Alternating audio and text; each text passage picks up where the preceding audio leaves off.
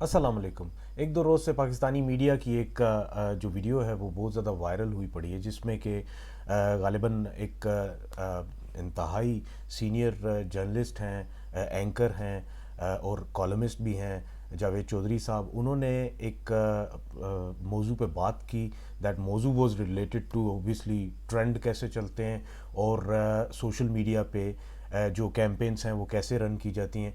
उस हवाले से जो कुछ उस वीडियो में सुनने को मिला, ऑफकोर्स आप भी महसूस हो रहे होंगे और मैं भी बहुत महसूस हुआ।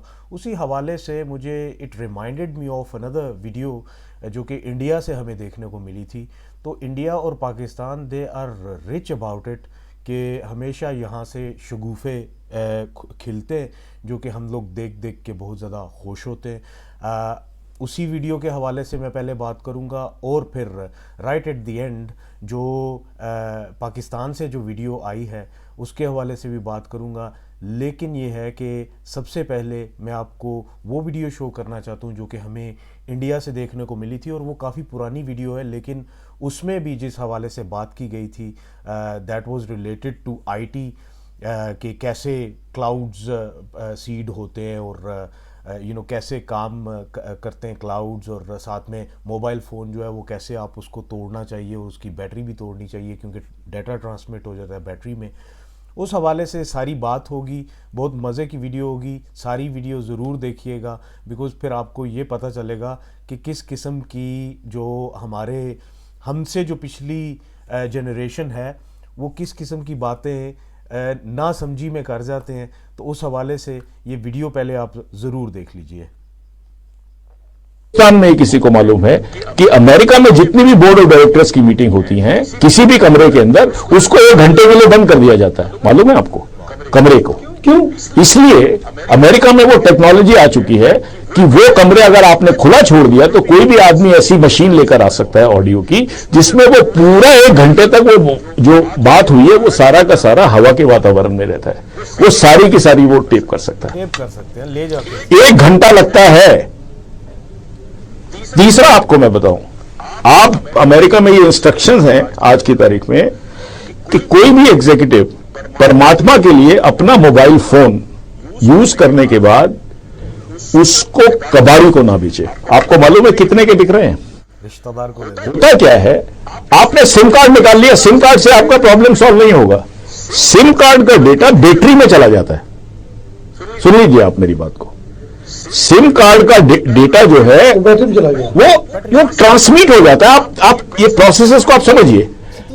अमेरिका में इतनी दुकानें खुली हुई हैं पुराना टेलीफोन खरीदने के लिए, मोबाइल फोन, लोग सिर्फ ये पूछते हैं बेटा ये किसका था। अमेरिका में हर कंपनी ने इंस्ट्रक्शन दी है कि जब आप मोबाइल फोन नया खरीदें तो पुराने को हथौड़े से तोड़ दें उसको।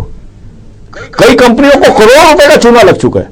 शुरू में बात किसी को नहीं मालूम थी, इनको पता था। और आप ये देखिए कि आप समझते हैं सारा कुछ सिम कार्ड में है, सारा कुछ होता सिम कार्ड में है, लेकिन सिम कार्ड से वो जो अगर काफी दिन तक वो बैटरी रही है तो वो सारा उसमें काफी हद तक पास हो जाता है। सारे सीक्रेट फोन नंबर्स आ गए, सारे वो आ गए।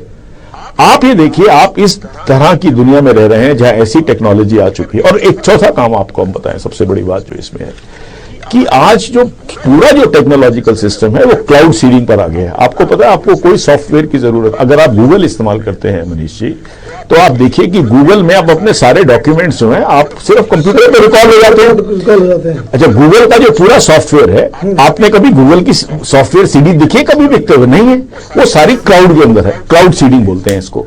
तो अब जो नया युग आ रहा है उसके अंदर आपको सिर्फ एक कंप्यूटर के अलावा जहां पर आप उसको कनेक्ट कर सकते हैं क्लाउड से, उससे आप सारा सॉफ्टवेयर और आपके सारे डॉक्यूमेंट्स आ जाएंगे। अभी तक यह स्टडी नहीं हो पाई है मनीष जी कि क्या बारिश के समय, क्या जब अंधड़ आता है, क्या इसके अंदर एबरेशन आ सकती हैं। अब एबरेशन, मान लीजिए आपने ये यूनिक आइडेंटिटी कार्ड बना दिया एक गरीब का, बेचारे का, उसका कभी टेस्ट नहीं हुआ, बार बार उसने उस समय दे दिया। अब क्योंकि ये जो यूनिक आइडेंटिटी कार्ड बनाएंगे ये उससे नहीं बनाएंगे, क्योंकि आपको जाना पड़ेगा जंगलों के अंदर 100 मील दूर जाके। वहां पर आपने जब बनाया तो उस समय क्लाउड ठीक था, या आपने जो क्लाउड सीड किया था, इसका एक पर्टिकुलर क्लाउड सीडिंग होती है, जो एक क्लाउड सीड किया जाता है ऊपर, वो क्लाउड की एक सिचुएशन थी उस क्लाइमेट में। आपने जब उसको चेकिंग करना शुरू किया तो जहां पे चेक किया वहां पे क्लाउड, उस समय बारिश हो रही थी, वो फॉल्ट दे रहा, वो कहता है ये तो आदमी वो नहीं है जो अपना ये दे रहा है, आपने उसको गिरफ्तार कर लिया। अगर मान लीजिए 3% लोग भी गिरफ्तार होना शुरू हो जाते हैं, या 2% भी होना शुरू हो जाते हैं, या 1% भी होना शुरू हो जाता है, आपने तो गिरफ्तार करके उसको रात को बंद कर दिया जेल के अंदर, तो आप क्या इसमें, इसकी क्या एफिकेसी है?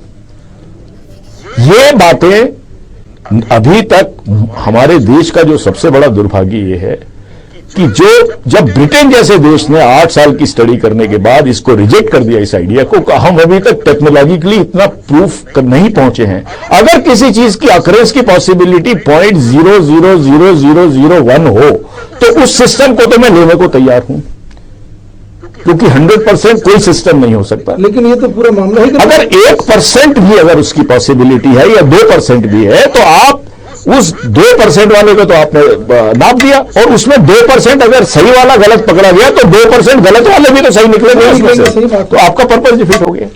वाह वाह वाह वाह, pearls of wisdom, pearls of wisdom. हमारे यहाँ असल में क्या है कि एक जनरेशन गैप है। जो हमसे पहले की जो जनरेशन है ना, उनको इन चीज़ों के बारे में नहीं पता, क्योंकि वो उन वक्तों में जब उन्होंने नया नया कंप्यूटर देखा तो वो एक चारपाई के ऊपर पूरे का पूरा कंप्यूटर रख के तो लेके जाते थे। आज उनको क्या पता कि एक हाथ में कंप्यूटर आ रहा है, हाथ में है, लोगों के हाथ में कंप्यूटर है। इतनी ज़्यादा चेंजिंग आ चुकी है इस दुनिया में, आईटी की फील्ड में इतनी ज़्यादा प्रोग्रेशन हो चुकी है कि बेसिकली विद टाइम इन्होंने अपने आप को अपडेट नहीं किया, और जब वो आप अपडेट नहीं करते तो फिर यही हाल होता है। फिर इसी तरह की शगुफे आपको सुनने को मिलते हैं।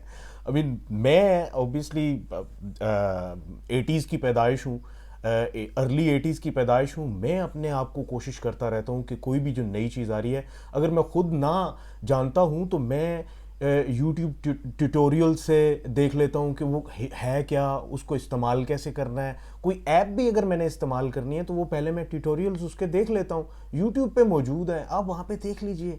आपको इस तरह के शगुफे छोड़ने की क्या ज़रूरत है भाई? जनरेशन गैप है, समझ लीजिए जनरेशन गैप है। अब उसके तनाजुर में आप इस तरह की लंबी लंबी क्यों छोड़ना शुरू कर देते हैं? नहीं पता तो बस नहीं पता। अब इस तरह की हरकतें तो ना करें कि वो सीडी कुछ और होती है, सीड करना कुछ और होता है। किसी लम्हे में वो क्लाउड इधर था तो हवा आई, क्लाउड उधर चला गया, फिर आप क्लाउड ढूंढते रहे कि आपने कहाँ पे सेव किया था। ओ भाई ये नहीं है, आपको नहीं पता, बिकॉज आप आउटडेटेड जनरेशन हो चुके हैं। You have no right to talk about it. ये इंडिया से एक शगुफा मैंने आपको बताया।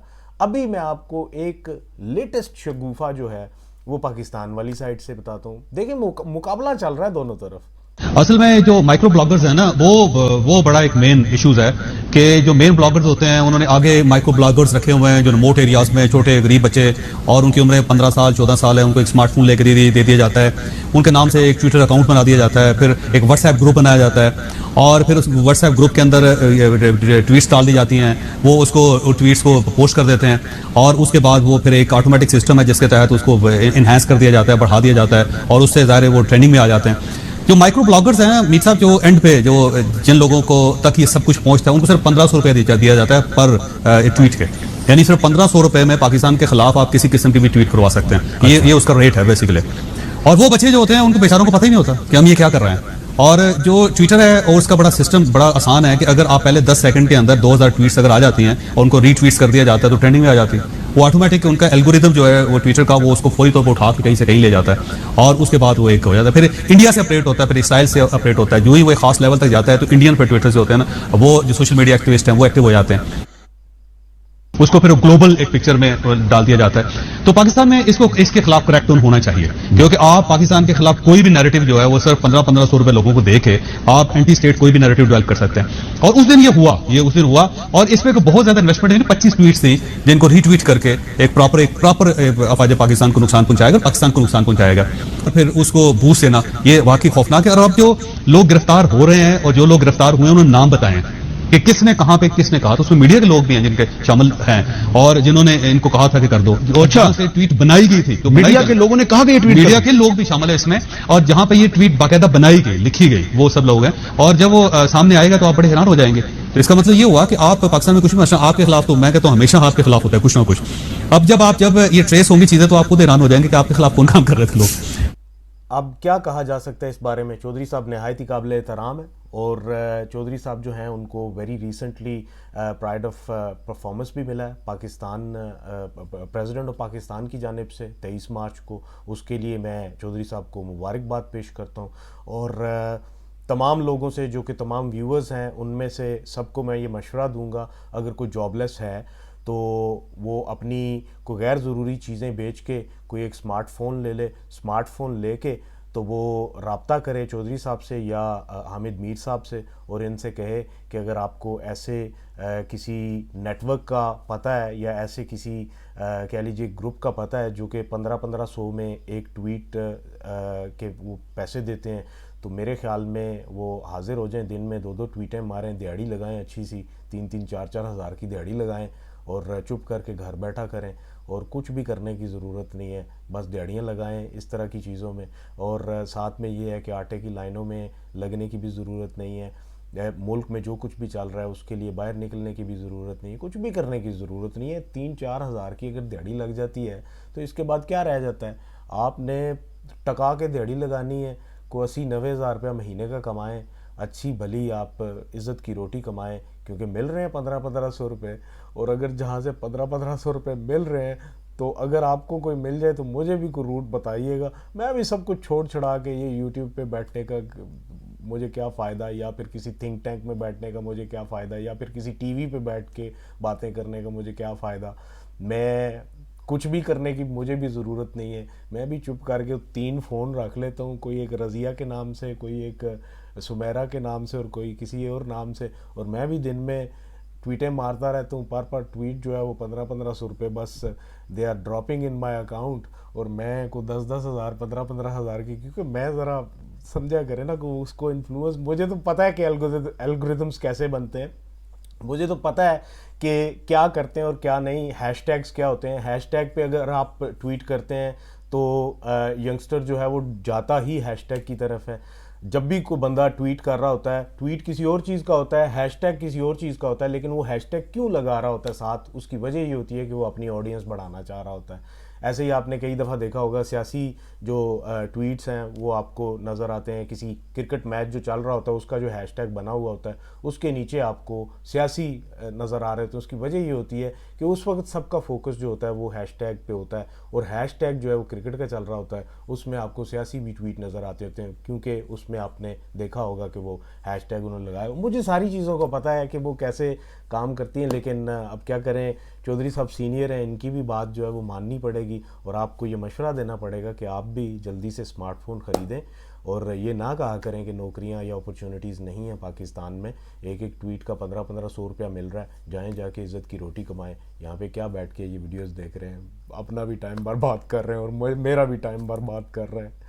तो लिहाजा मोबाइल पकड़ें, 1500 रुपया कमाएं, एक एक ट्वीट का 5-5 ट्वीट करें, दिन में 6-6 ट्वीट करें, यस किस्म की ज़िंदगी गुजारें।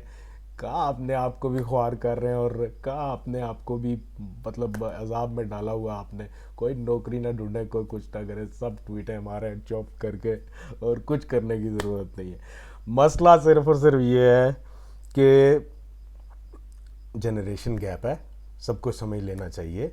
अगर किसी चीज़ के बारे में पता नहीं तो नहीं बोलना चाहिए, यही मेरी रिक्वेस्ट होगी। और अल्लाह बाकी आप सबको खुश रखे, और ये बोलने वालों को भी खुश रखे, खुसूसन वो इंडिया वाले जो हैं उन्होंने तो ऐसी ऐसी चीज़ कही ना, मुझे बड़ा मज़ा आया। लिहाजा India and Pakistan both are rich in this sort of शगुफी थिंग्स, जो कि देख के बड़ी खुशी होती है ना। तो अच्छा है, इतने इतने प्रॉब्लम्स होते हैं, और इन सारे प्रॉब्लम्स में आपको अचानक से इस तरह की वीडियो नज़र आती है तो आपका दिन अच्छा गुजर जाता है, आप खुश हो जाते हैं। अपना ढेर सारा ख्याल रखिएगा। बहुत बहुत शुक्रिया, थैंक यू।